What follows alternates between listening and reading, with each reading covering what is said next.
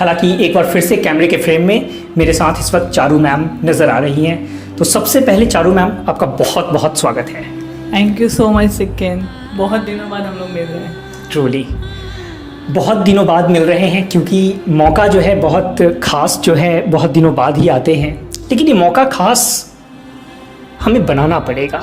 सबसे पहला सवाल मैं आपसे जो जानना चाहता हूँ वो ये कि क्यों आपने ये डिसाइड किया कि सिक्किन या फिर बियॉन्ड द थर्ड आई के इस शो में, जिसका नाम है विमेन बियॉन्ड थॉट, इसमें बातचीत करने की ज़रूरत है। बहुत से लोग हैं जो ठीक है काम करते हैं, लेकिन क्यों चारू मैम को क्यों लगा कि शो का हिस्सा बनने की ज़रूरत है?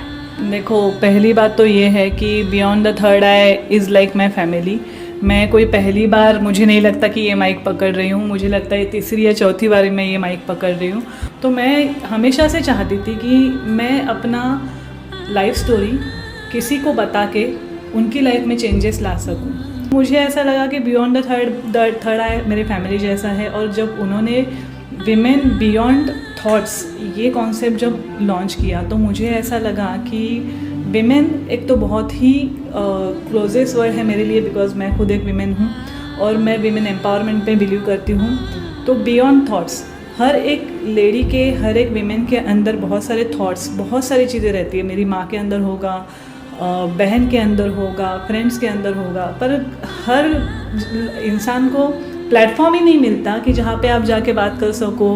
मैं एक सिंपल लाइन में बोलती हूँ कि नारी सब पे वारी, ये ऐसे ही नहीं बोला गया है। एक नारी होने के साथ हम एक माँ होते हैं, बेटी होते हैं, फिर दोस्त होते हैं, पत्नी होते हैं, किसी के कलीग होते हैं। तो हर एक रोल में हम अलग अलग बैलेंस बना के रखते हैं। जब मैं सिंगल मॉम हूँ, मेरी लाइफ में बहुत सारे टास्क हैं, और मुझे ऐसा लगता है कि जब मैं कर सकती हूँ तो दुनिया की कोई भी लड़की, कोई भी महिला कर सकती है। मैं जैसे आज हूँ वैसे मैं 2016 में नहीं थी। मैंने year by year, day by day अपने आप को इम्प्रूव किया है, और मुझे ऐसे लगता है कि हर एक महिला के अंदर वो चीज़ होती है कि आज समझो रो के भी सोई है तो कल हंस के फैमिली के लिए उठ जाती है, किसी का टिफ़िन बना रही है, किसी के कपड़े बना रही है, खुद रेडी होकर ऑफिस जा रही है। हर एक महिला को ये चैलेंज होता है। मुझे तो वन विमेन आर्मी चलानी पड़ रही है, जो एक पुरुष और स्त्री का रोल होता है, जो दोनों चीज़ें मैं बैलेंस करके चलती हूँ। लाइट बिल भी मुझे ही भरना है, ग्रोसरी भी मुझे ही भरना है, घर भी मुझे चलाना है, घर के अंदर भी चीज़ें। बहुत टाइम ऐसा आता है कि मुझे रोना होता है, मैं बंद कमरे के अंदर रोती भी हूँ, मेरी माँ को भी नहीं पता होता कि मैं रो रही हूँ। ये जो शक्ति होती है वो नारी के अंदर ही है। मेरी माँ भी रोती होगी, बट वो मुझे नहीं पता, बिकॉज कहीं ना कहीं ये मेरी माँ की तरफ से ही मुझे आया है, और मेरे बच्चों को भी मैं यही सब चीज़ें देना चाहती हूँ। आज मैं तो बहुत प्राउड फील कर रही हूँ कि मैं सिंगल मॉम हूँ, और मेरे दोनों बेटे, चलो बड़ा बेटा नहीं पर सेकंड नंबर का जो बेटा है वो मुझे देख के बड़ा हो रहा है, और वो दो माँओं के साथ है, मतलब मेरे से ज़्यादा मेरी मम्मी उसकी माँ है।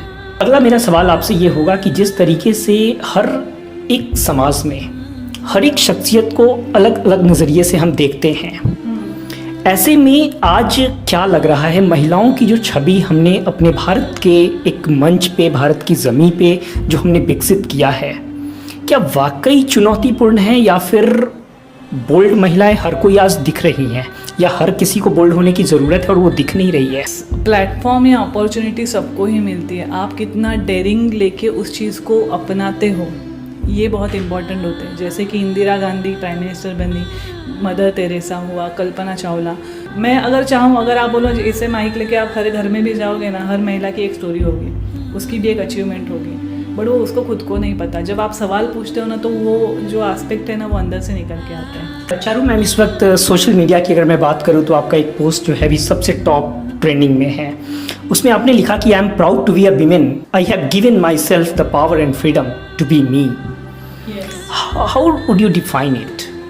एज अ वीमेन, मैं अगर अभी रो रही हूँ और मेरा ड्यूटी मुझे बुला रहा है कि मुझे वहाँ पे जाके मीटिंग करना है, और एज अ क्रिएटिव मुझे वहाँ पे अपने इनपुट्स देने हैं, तो मैं अपना अभी का आंसू पोंछ के मैं उस रूम में जाके हाँ बताओ क्या स्टोरी है, इस स्टोरी में ये चीज़ कर सकते हैं, उस स्टोरी में वो चीज़ कर सकते हैं। तो ये हर एक महिला के अंदर होता है, और मैंने अपने उस चीज़ को अपनी पावर बना लिया है।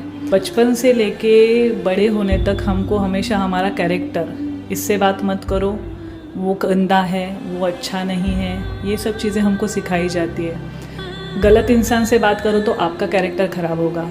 अगर आपने घर वालों की मर्ज़ी के ख़िलाफ़ कुछ कर लिया तो कैरेक्टर सिर्फ लड़की का ही ख़राब होता है। तो मुझे ऐसा लगता है कि जैसे कि मैंने मेरी शादी तोड़ने का जब डिसीजन लिया तो बहुत लोगों को, मे बी समाज के बहुत लोगों को ऐसा लगा कि अरे अपने पति का घर छोड़ दिया, मतलब इसमें ही कुछ खोट होगी। तो वहाँ मेरा डिफ़ाइन हुआ कैरेक्टर। मैं कुछ भी अच्छी चीज़ करूँ, आज मैं बहुत पैसा लेके गाड़ी में घूमूँ तो भी कोई ये नहीं देखेगा कि मेरा स्ट्रगल कितना है।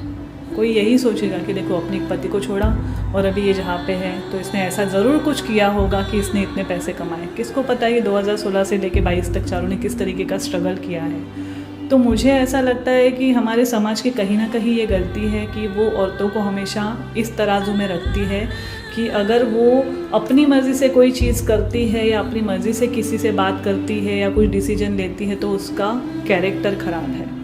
और अगर उसने सोशल वर्क किया तो वो बहुत अच्छी लड़की है, और अगर उसने आउट ऑफ द विंड जाके कुछ किया तो वो बहुत ख़राब लड़की है। तो अल्टीमेटली इसी तराजू में औरत को तोला जाता है।